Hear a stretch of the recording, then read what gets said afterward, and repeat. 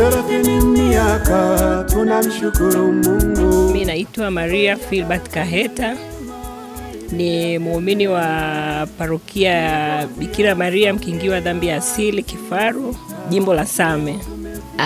Radio Maria nilifahamu kupitia kwa marehemu mume wangu Filbert Kaheta, ambaye naye alikuwa ni mdau mkubwa wa Radio Maria. Alifariki mwaka jana Januari 14, 2025.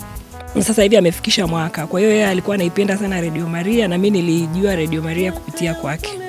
Kusema kweli mimi nimejifunza vitu vingi sana na kupitia kwa mume wangu kuijua Radio Maria, yani naisikiliza muda mrefu. Mimi nilikuwa sijui kusali rozari. Yani nimejifunza rozari, yani matendo yote, yani nayasema kwa kichwa, matendo ya mwanga, ya furaha, ya uchungu, yote mwanzo mwisho. Kwa sababu vipindi vya rozari yani viko muda mwingi, saa 4, saa ngapi usiku, yani muda wote. Na Radio Maria nyumbani kwangu inaongea masaa yote. Hamna saa inafungwa. Na yeye pia alikuwa anachukia sana mkifunga Radio Maria. Kwa hiyo ilikuwa ni Radio Maria mwanzo mwisho. Kusema kweli mimi nawapongeza kwa kazi kubwa, kwa sababu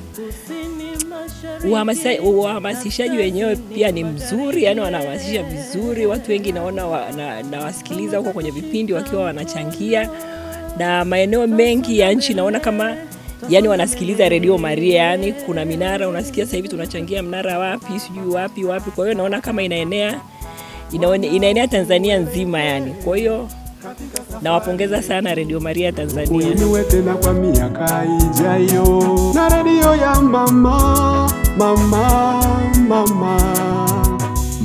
Maria.